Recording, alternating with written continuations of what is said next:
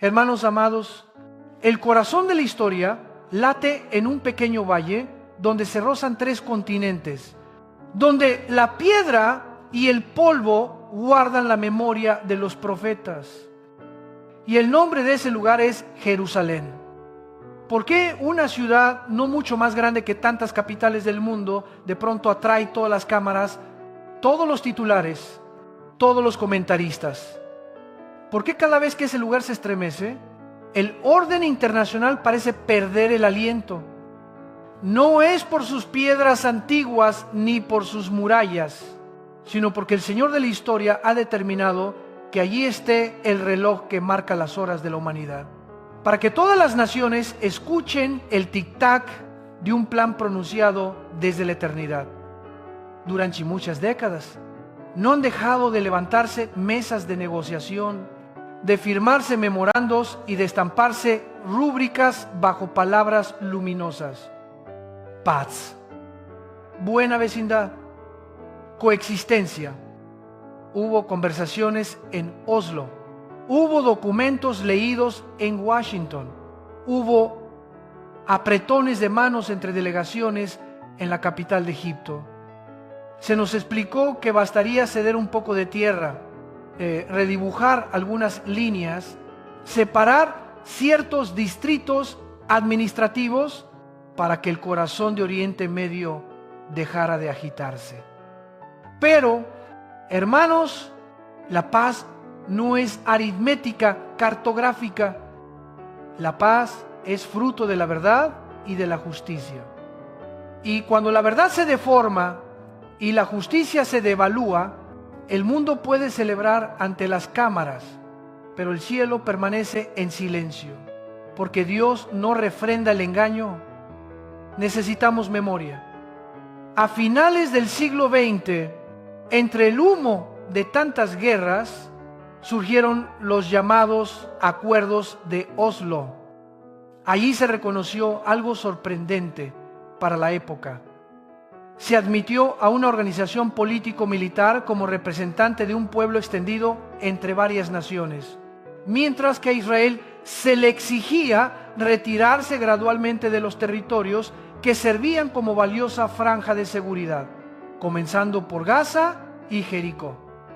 Luego vinieron las divisiones por zonas A, B y C, con niveles de control entrelazados sobre Judea y Samaria, donde la Biblia registró los pasos de los patriarcas y de los profetas.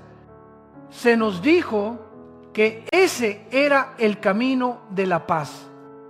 Pero cuando los tendones de la verdad ya no sostienen las articulaciones, el cuerpo político se convierte en un maniquí, está de pie, sonríe, pero no puede avanzar. No olvidemos que detrás de los eslóganes relucientes hay recuerdos sombríos. La historia del movimiento árabe palestino en el siglo pasado no puede desligarse del nombre de Amin al-Husayni, el gran muftí de Jerusalén en su día, quien tendió la mano a la figura aterradora del nazismo. Mientras Europa temblaba ante un tirano, desde Oriente se susurraba una oferta macabra: que aquel exterminara a los judíos en Europa y que aquí, en Medio Oriente, se resolviera el resto. La historia no es para alimentar odios, sino para abrir los ojos. Y desde esa órbita aparecieron discípulos políticos que heredaron a sus sucesores un tuétano endurecido, la enemistad contra el pueblo del pacto. Desde ahí el mundo aprendió una obra teatral nueva. En escena, diálogos y paz. Entre bastidores, violencia, cohetes y consignas para borrar del mapa a una nación. Hermanos, no caigamos en la trampa de las palabras. El enemigo de las almas sabe tejer frases sedosas. Solo un pequeño retroceso. Ceder una porción, arreglo temporal. apaciguar a la opinión pública. Pero la fe no se edifica con ingenuidad. Cuando una nación pequeña está cercada por un anillo de fuego, cuando sus rutas estratégicas se abren de par en par a quienes han jurado públicamente su destrucción, eso no es concesión por la paz. Es poner el cuello en el lazo del engaño. Y si los líderes de Israel en aquellas horas críticas hubieran hablado con más fuerza, desnudando ante la prensa mundial los vínculos tenebrosos, poniendo sobre la mesa la luz de la historia, quizá muchos errores se habrían evitado. Sin embargo, la historia aconteció así para enseñarnos una lección mayor. El mundo puede redactar tratados, solo Dios puede dar la paz. La Escritura advirtió que Jerusalén sería una copa que embriaga a los pueblos de alrededor. ¿Qué hace que imperios grandes y pequeños, consejos internacionales y bloques militares económicos no puedan ignorar una ciudad pequeña? Porque ese lugar es como un espejo que revela la conciencia humana. Si el mundo no puede aceptar la mera existencia de Israel, un pueblo diminuto, sobreviviente de intentos de exterminio, resucitado entre cenizas, tampoco puede aceptar a aquel que prometió resucitar a cuantos confían en él. Por eso, toda presión de tierra por calma, toda resolución que cercena la historia, toda frase que cambia nombres y borra raíces, no es más que el síntoma de una enfermedad más profunda, la rebelión contra el Dios del pacto.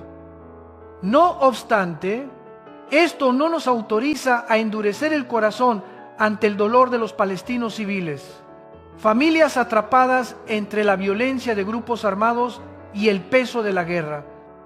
No nos situamos del lado del odio, nos situamos del lado de la verdad y de la misericordia. Lloramos por toda vida inocente, sea judía o árabe, pero rehusamos ser cómplices de la mentira cuando convierten a los niños en escudos, a los hospitales en arsenales, a la prensa en trincheras. El amor genuino no maquilla la maldad. La justicia no puede ser sustituida por el lenguaje de la propaganda. Lo que ocurre en Cisjordania, en Gaza, en Jerusalén, no se explica de manera definitiva por la pura ciencia política. Allí hay un frente invisible. De un lado, el esfuerzo milenario de Satanás por borrar toda huella del plan de redención. Del otro, la perseverancia de la gracia, guardando un pueblo para mostrar a las naciones que Dios es fiel. Por eso, cada vez que un documento diplomático resuena, preguntemos, ¿es fiel ese documento a la verdad histórica, al mapa bíblico, a la dignidad humana, a la justicia de Dios? Si no lo es, por hermosa que sea la firma, seguirá siendo papel frágil ante la tormenta de los tiempos. Hermanos, dejemos que hablen los números que apelan a la conciencia. Un pueblo de apenas unos cuantos millones en medio de un mar humano de cientos de millones, una franja estrecha de tierra rodeada por grupos que proclaman abiertamente su anhelo de destruirla, oleadas de cohetes, campañas de agresión y llamados a la insurrección repetidos por años, y aún así ese pueblo persiste. La ciencia puede explicar la tecnología, lo táctico, la economía, pero la Biblia explica algo más hondo. La mano del Todopoderoso sigue cumpliendo su promesa. No porque ese pueblo sea mejor ni inocente. Dios mismo lo reprendió muchas veces por su cerviz dura, pero Él es fiel a su pacto, y cuando el pacto permanece, todos los mapas de los hombres deben ajustarse a Él, no al revés. ¿Qué debemos hacer? Entonces, primero, velar. No permitamos que nuestra mente sea moldeada por eslóganes pasajeros, Leamos la Biblia con temblor y los ojos bien abiertos. Estudiemos la historia como ciencia de la conciencia, no como almacén de relatos al servicio de una ideología. Examinemos los espíritus para ver de dónde proceden.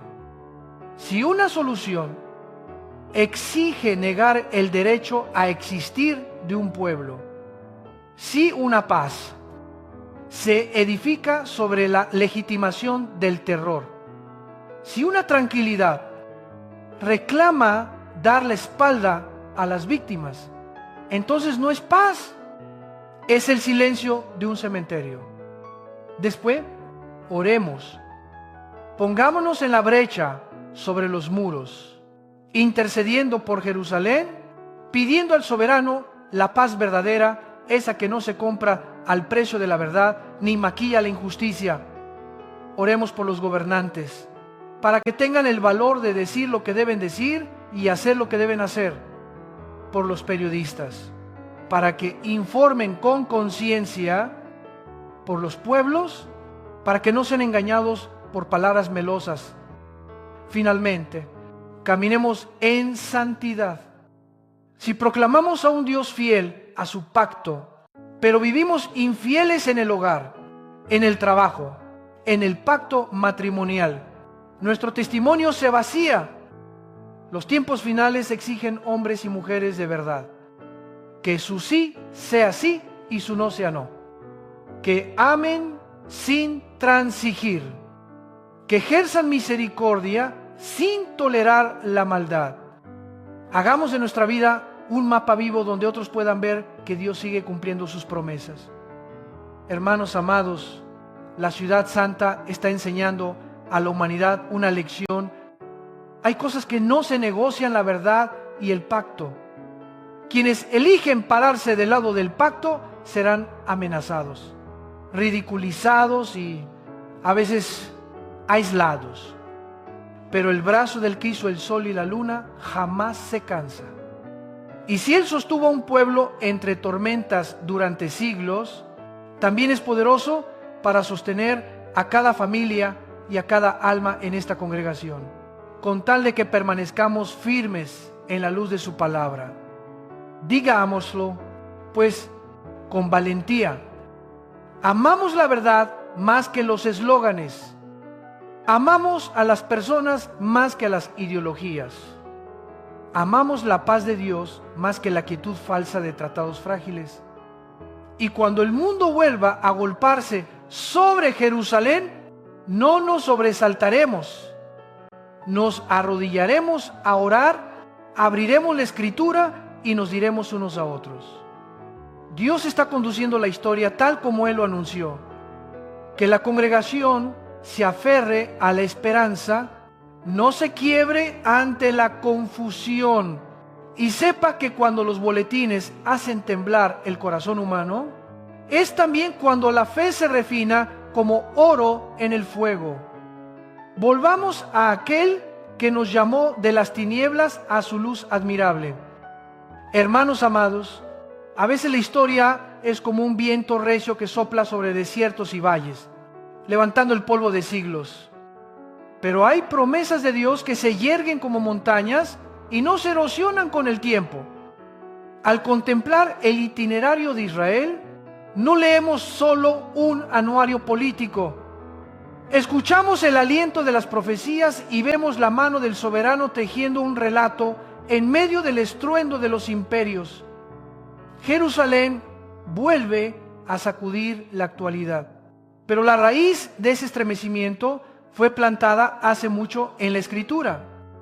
Dios declaró que reuniría a su pueblo, y la historia moderna no es sino el espejo que refleja una palabra pronunciada desde antiguo. Al leer las líneas de Isaías, nos sorprende una precisión asombrosa. El profeta anuncia que Dios alzará otra vez su mano para recoger al remanente de su pueblo desde Asiria, desde Egipto, desde Patros, desde Etiopía, desde Elam, la región que hoy llamamos Irán, desde Sinar y Hamat y las costas lejanas, Hermanos, no es un mapa antiguo sin vida, es un mapa profético que traza rutas de regreso antes de que ese pueblo salga por primera vez.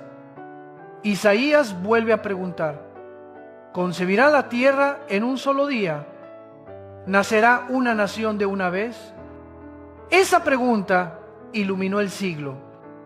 Un pueblo disperso por casi 2000 años renació de pronto como nación soberana en un solo día.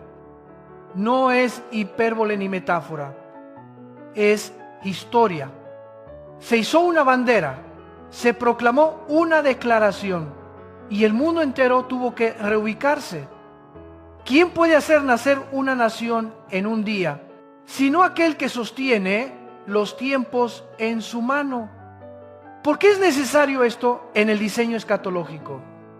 Porque la Biblia no anuncia solo un retorno geográfico, anuncia un retorno que cimenta las promesas finales. Muchos han enseñado que la iglesia sustituyó a Israel y que todas las promesas dadas a la casa de Jacob pasaron a la comunidad de los creyentes. Si fuera así, Dios habría anulado su propio pacto. Pero Jeremías estableció un estándar inconfundible. Mientras el sol alumbre el día y la luna y las estrellas den luz de noche, la descendencia de Israel seguirá siendo pueblo delante de él. En otras palabras, para abolir a ese pueblo habría que apagar el sol y descolgar la luna y las estrellas.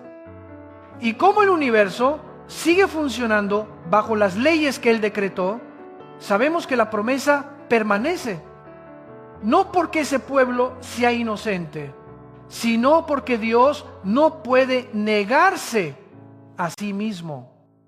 Deuteronomio registra una ley de misericordia, dispersión por rebelión, pero reunión desde los 4 puntos.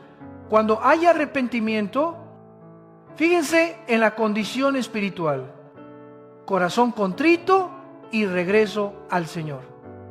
Precisamente aquí Ezequiel abre ante nosotros un cuadro grandioso, un valle lleno de huesos secos. Primero, los huesos se juntan, aparecen tendones, la carne los cubre, la piel los reviste, pero aún no hay aliento.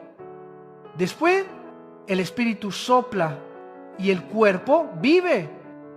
La palabra dibuja un orden: retorno nacional y restauración de la identidad antes, aliento espiritual y vida del Espíritu después.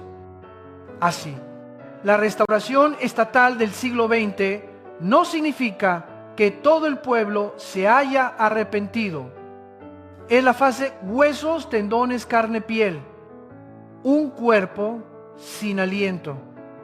El aliento vendrá en el tiempo de Dios, cuando sus ojos se abran para reconocer al que traspasaron. La historia no bordea la profecía, transcurre en la palma de la profecía. Debemos confrontar también una herejía seductora disfrazada de teología, la teoría del reemplazo. Tal postura convierte cada promesa a Israel en alegoría para la iglesia y, por tanto, vacía de sentido las señales históricas de Jerusalén. Pero si eso fuese cierto, ¿cómo explicar la existencia prodigiosa de un pueblo de pocos millones rodeado por cientos de millones en tensión constante?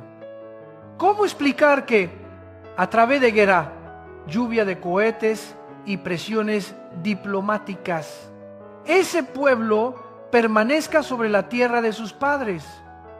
Claro que la estrategia, la ciencia y la economía cuentan, pero son solo instrumentos en manos del Señor de la historia. Ningún instrumento por sí mismo sostiene un relato tan prolongado sin el Dios del pacto. Amós contempló de antemano una escena tan terrena como sagrada. Reedificarán ciudades desoladas, plantarán viñas, tzoscarán, edificarán casas y habitarán.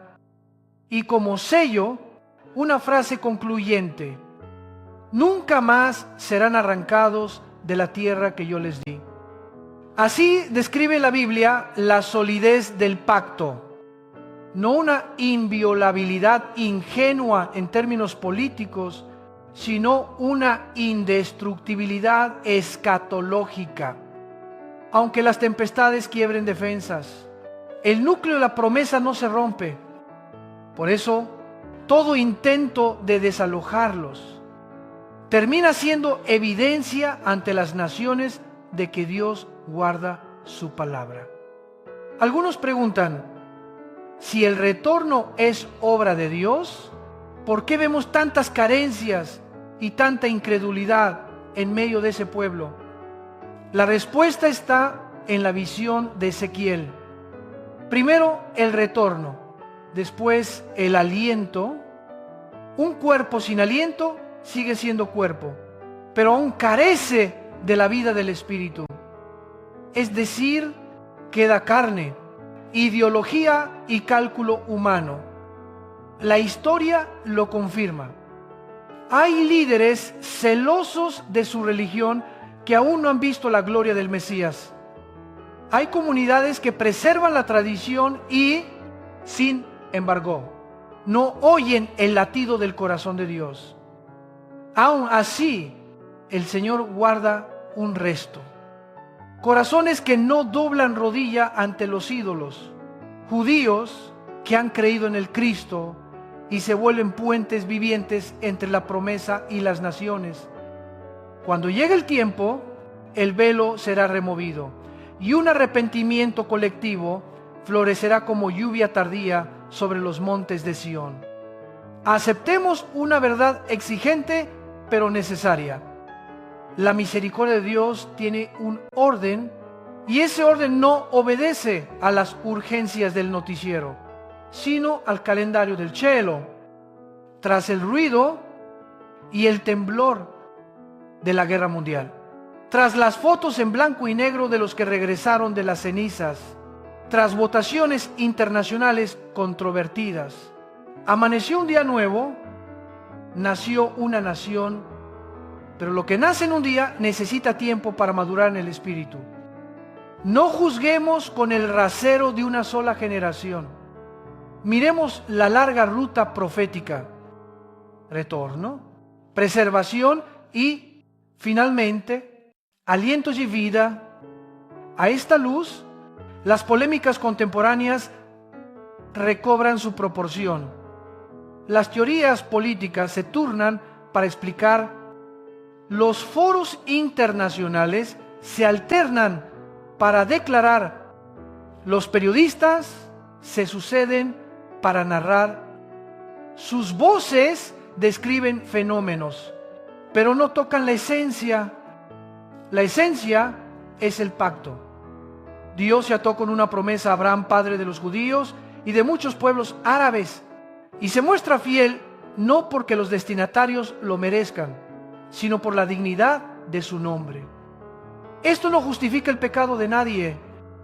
Al contrario, nos sitúa a todos bajo la urgencia del arrepentimiento. El pueblo del pacto debe arrepentirse de su incredulidad. Los pueblos vecinos de su violencia y odio. La iglesia de su juicio superficial o su indiferencia. Cuando todos ocupan el lugar del arrepentimiento, la puerta se abre para que el Espíritu sople. Hermanos, hay un milagro silencioso entre el clamor de las pancartas: la preservación de la identidad. Un pueblo disperso por casi 2 milenios, sin fronteras, sin ejército, sin gobierno unificado, que conserva la lengua de sus padres, canta los antiguos salmos y ansía una ciudad santa en la colina. Esto desafía toda teoría de asimilación. Es una ecuación con una sola solución: Dios.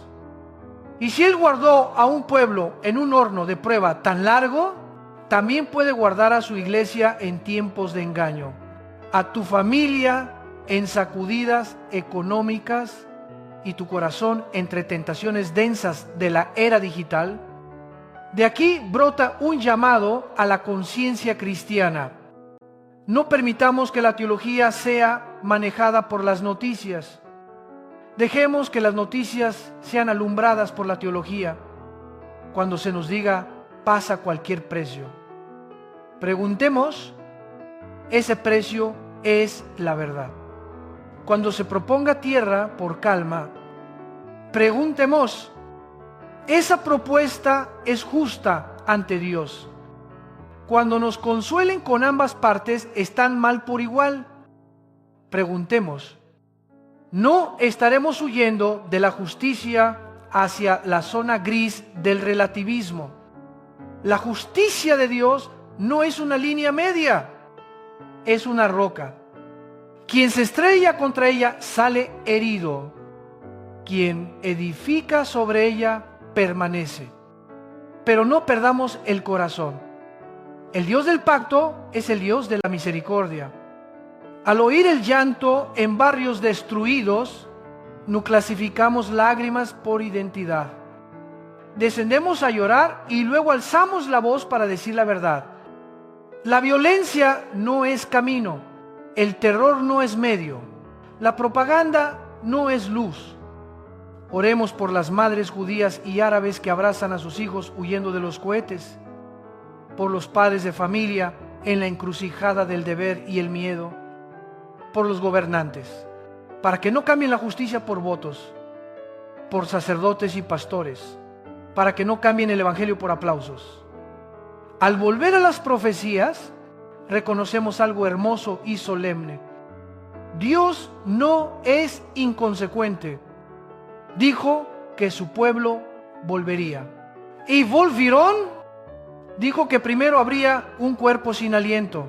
Y contemplamos una nación con vigor material que aún oscila entre fe y duda.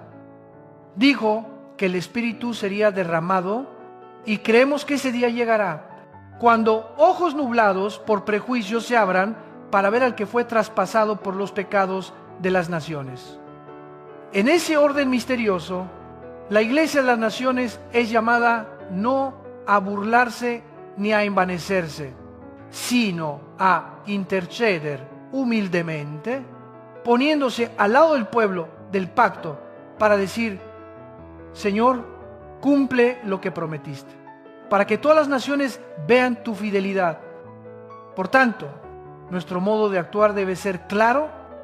El primer paso es beber la palabra hasta los tuétanos, para que cuando la actualidad grite, respondamos con el lenguaje de la Escritura y no con el eco de la multitud.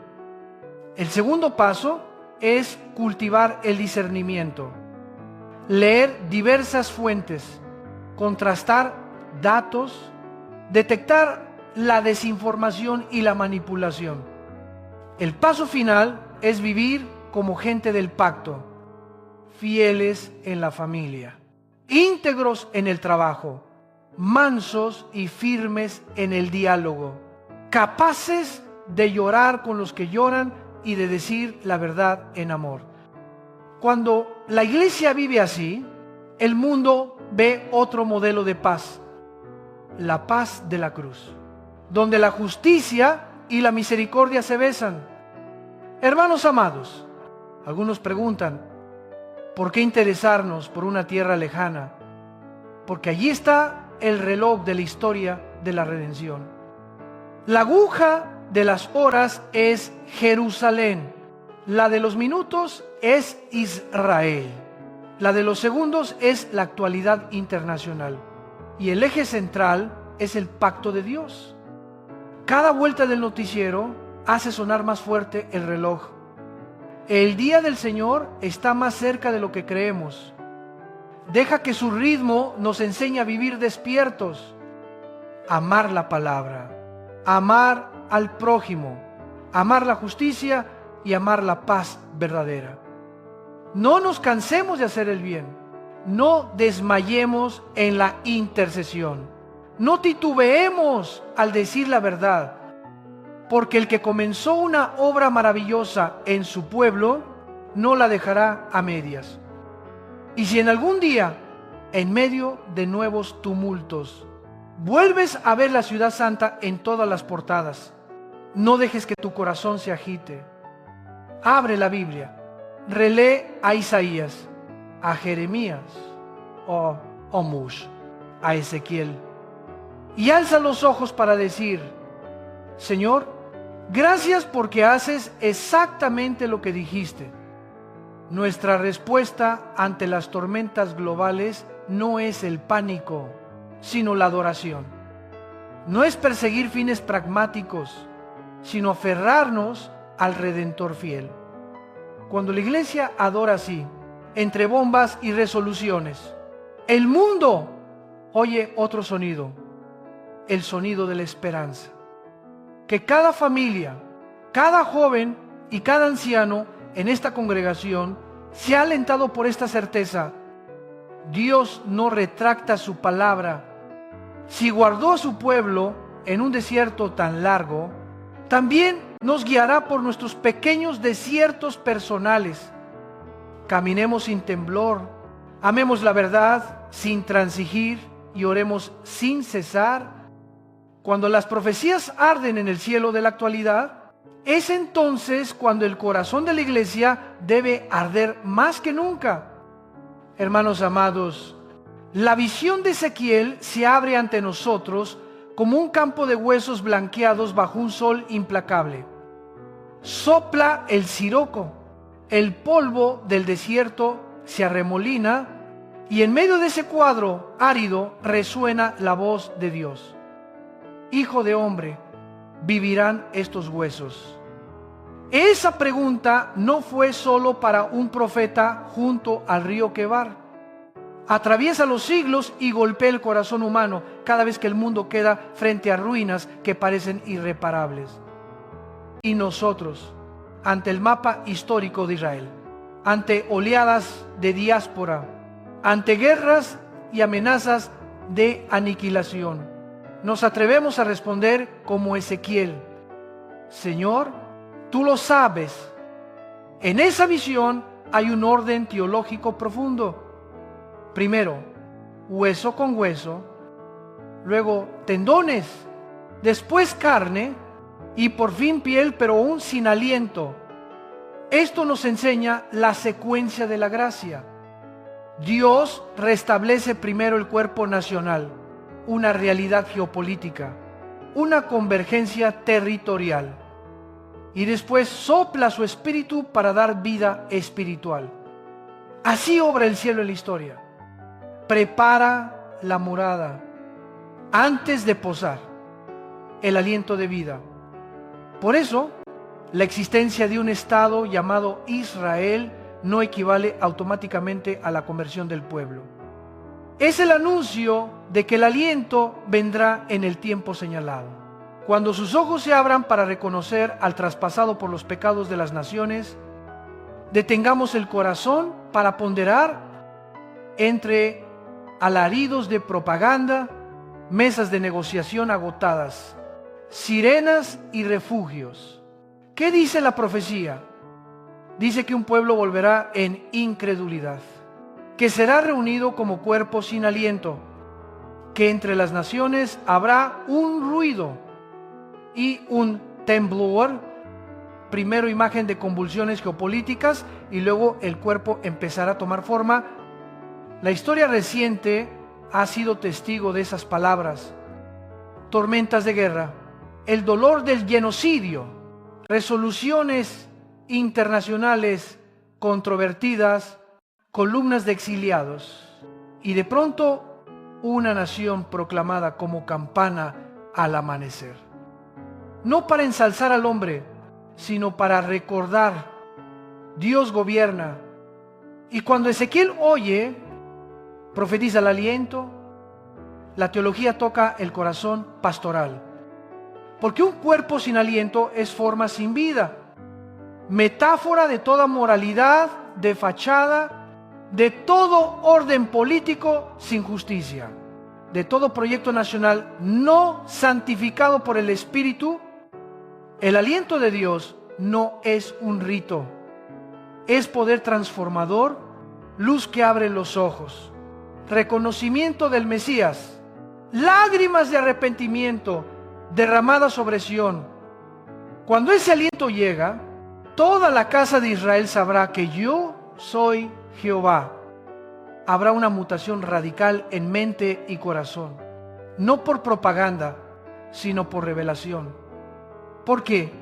Entonces, los huesos tan secos, porque siglos de dispersión desgastan la esperanza. Hubo momentos en puertos extraños y ciudades heladas en que el judío suspiró. Nuestros huesos se secaron, pereció nuestra esperanza. Estamos del todo destruidos. No es solo melancolía nacional, es la queja universal de la humanidad sin sentido.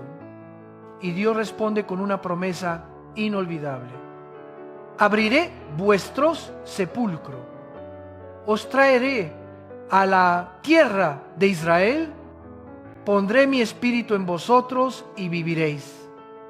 No hay declaración más contundente contra toda teología del reemplazo que afirma que Dios terminó con el pueblo del pacto.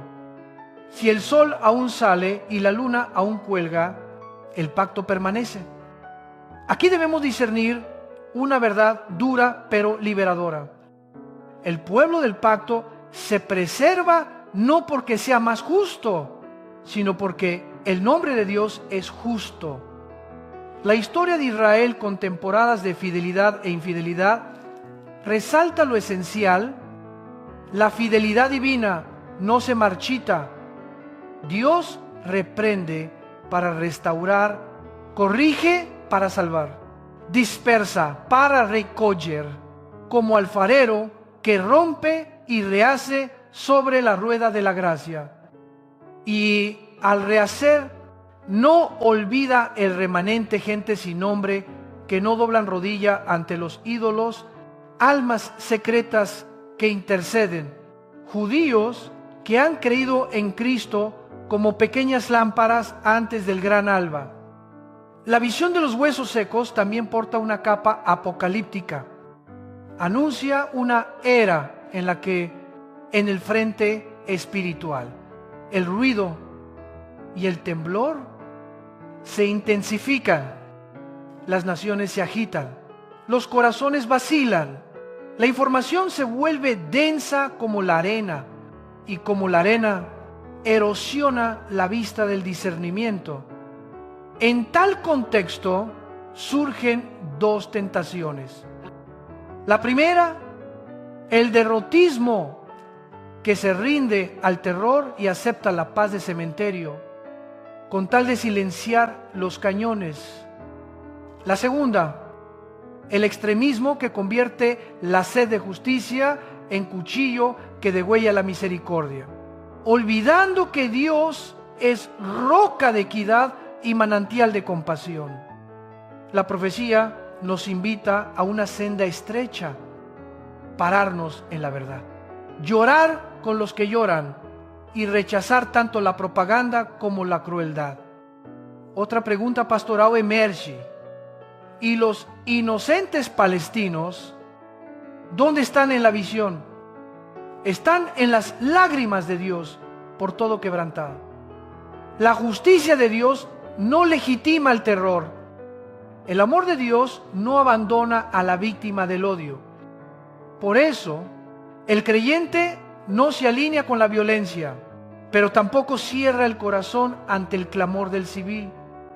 Oramos por madres judías y árabes que corren con sus hijos a los refugios, por padres en la encrucijada entre deber y miedo, por gobernantes que se nieguen a trocar justicia por votos, por pastores que no cambien el evangelio por aplausos. El amor verdadero no maquilla el mal, y la justicia verdadera no se regodea en la caída del enemigo. Los anales antiguos narran capas de diáspora, una bajo Babilonia, otra bajo el imperio posterior a Cristo, prolongada hasta el siglo XX. Y un día, hueso, buscó hueso. La lengua resucitó. Los cánticos antiguos volvieron a las plazas. Las viñas subieron por laderas pedregosas. Ciudades en ruinas alzaron techos y aulas. Eso es tendones, carne, piel.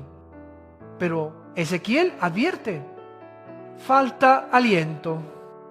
Por eso, al ver una nación fuerte en ciencia, tecnología y agricultura, celebramos la providencia y pedimos lluvia del Espíritu Santo para que las letras de la Escritura se vuelvan lágrimas de arrepentimiento y confesión de fe. Algunos preguntan si el ruido y el temblor aluden a la gran guerra pasada, ¿qué de los sismos presentes? Respuesta: la historia sigue el metrónomo profético. Cada evento puede ser recordatorio de la hora, preparación de una nueva fase de revelación, oportunidad para que la iglesia se examine. Dios usa tormentas para encauzar el barco. Lo que hizo en el siglo pasado puede consumarlo hoy. Abrir sepulcros de desaliento, atraer a la esperanza, derramar su espíritu sobre corazones resecos. Ese ritmo no obedece a la agenda del noticiero, sino al calendario del cielo. En el cuadro escatológico resuena también la promesa de un pueblo de testigos de todas las tribus. Dios no abandona al mundo en la prueba. Levanta testigos para consolar al débil y advertir al soberbio. Entonces se verá lo que Isaías anunció. Las naciones vendrán a la luz y los reyes al resplandor de su aurora. No anula la tragedia, pero la coloca en el marco de la esperanza, donde cada lágrima es contada por Dios. ¿Cómo debe responder la iglesia ante la visión de huesos secos en una era de polvo y humo? Primer paso: beber la palabra hasta los tuétanos, como peregrino que bebe en el pozo. Nadie resiste la tormenta de la desinformación sin estacas hundidas en la roca de la revelación. Segundo paso: ejercitar el discernimiento, probar los espíritus, contrastar datos, distinguir entre descripción y relato construido, entre verdad y guión. Paso final: vivir como un cuerpo con aliento, amor sin claudicar, mansedumbre sin ceder, testimonio valiente con dulzura en el hablar. Así nos volvemos una pequeña Jerusalén, en nuestro barrio, lugar donde justicia y misericordia se besan. Si un día vuelven a saturar los noticieros, si misiles y humo ocultan los muros antiguos, no dejen que su corazón sea guiado por el miedo. Abran la Biblia, lean la visión de Ezequiel y recuerden, Dios no cambia. Él ya unió huesos, ya puso tendones, ya cubrió con piel y también soplará el aliento. Él prometió traer a su pueblo a la tierra y prometió derramar su espíritu sobre ellos. Entre el estruendo de la actualidad se oye otro compás, el del pacto que afirma que todo lo que Él dijo se cumplirá. No cambiemos oración por polémica, ni perdamos la misericordia por ideología, ni llamemos paz a la penumbra del miedo. La paz verdadera no es el silencio de un cementerio, es el orden de la justicia bajo el gobierno del Mesías. Cuando la iglesia se arrodilla, Jerusalén queda cubierta por intercesiones. Cuando la iglesia se pone en pie, el mundo ve otro modelo de humanidad: libertad inseparable de la verdad, justicia sin divorcio de la compasión y fe, que no olvida la razón. Animémonos con la memoria de los milagros silenciosos, una lengua antigua renacida, salmos de antaño en plazas modernas, campos de viñas sobre roca, peregrinos donde hubo escombros. Todo eso admite lecturas sociológicas o económicas, pero al final apunta a algo mayor: la mano del fiel. Si Él mantuvo un pueblo entre siglos de fuego, también sostendrá nuestras familias en tempestades privadas, crisis económicas, tentaciones morales, rupturas afectivas, sequedad del alma. El Dios del pacto, grande en la historia, es el Padre tierno en lo secreto. Para vivir a la altura de la luz recibida necesitamos disciplinas santas. Comer la palabra cada día como pan. Verificar noticias antes de opinar. Aprender a orar antes de reaccionar. Decir la verdad en amor y amar sin torcer la verdad. Enseñemos a los hijos a mirar el mundo con ojos bíblicos.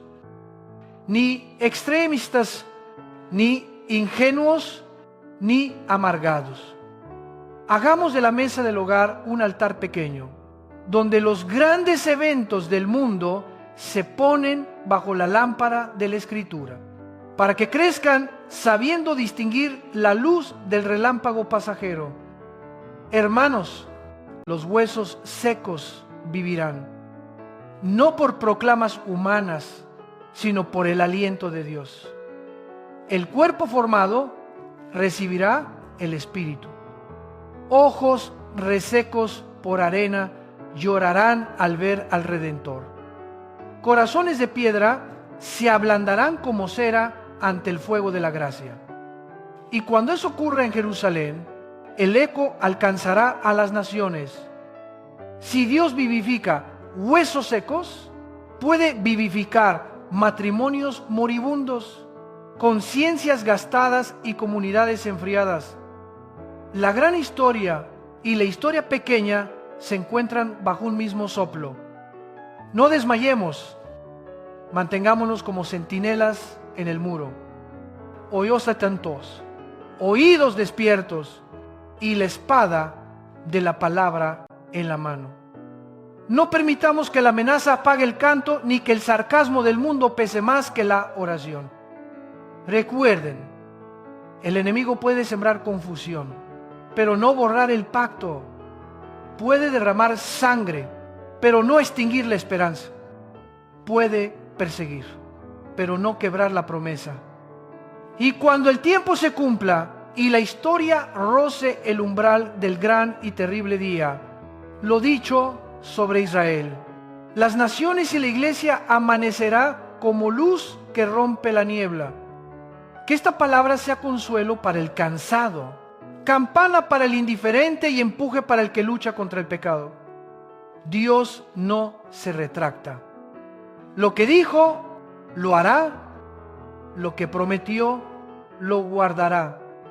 Entre el ruido del mundo, oigan el susurro del pacto.